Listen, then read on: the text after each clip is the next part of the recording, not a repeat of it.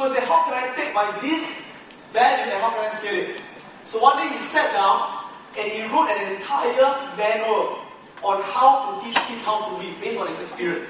And he created a few CD-ROMs where he teaches, how to read and things like that.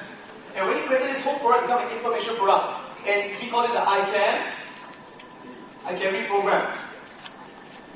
Okay, now this guy told him he had a lot of money. He had no money. He was a teacher who was broke.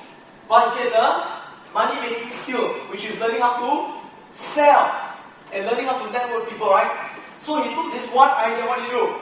He approached businessmen and he told the businessmen this, hey guys, you set up the learning center, you come with all the money, and you can use my product to teach kids how to read. And if you use my product, you just pay me what? 10%. Just pay me 10% of your profits, of your sales. Okay? So for a businessman, is it a good deal?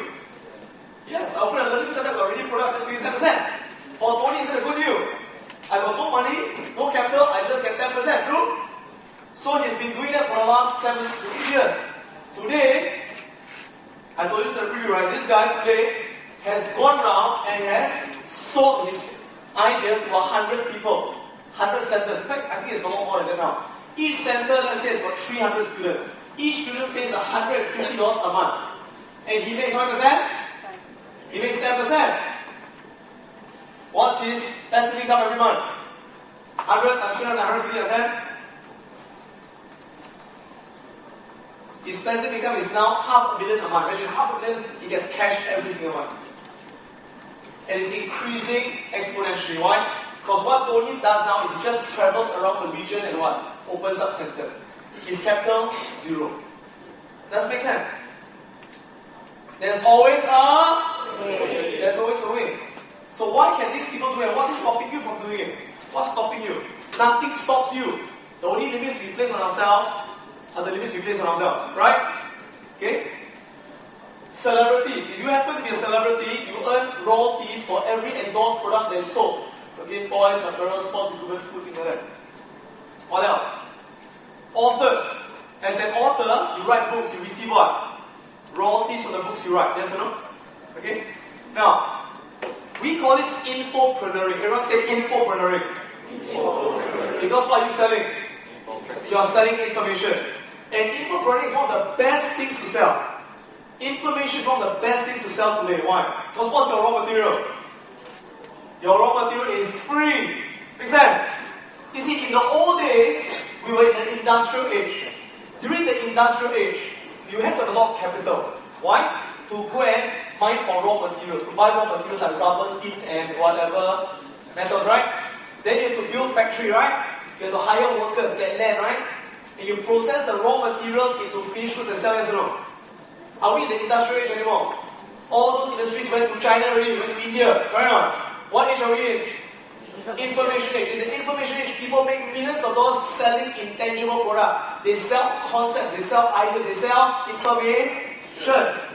And I said the best thing is the raw material is free. Okay? So people ask me, Adam, what information should I sell? Okay, now there's certain information that's of high value to today's society. Okay? What information is this? Let me skip to this. Okay? Health. Okay? Nowadays, a lot of people are a lot more health conscious. Yes or no? A lot of people want to learn how to improve their health and things like that. Okay? So, for example, this person, Margie Garrison, she got severe arthritis and she managed to find a way to cure herself. And so after that, what did she do? She wrote a book called I Cured My Arthritis, You Can Too. From this one idea, she made millions of dollars. Because a lot of people out there who have got arthritis and they like to learn how to cure it. And recently, I think I told you, my mom is Adam Khoo, Kingsley, right? She wrote a book. Her book is called what? Cancer Cured Naturally.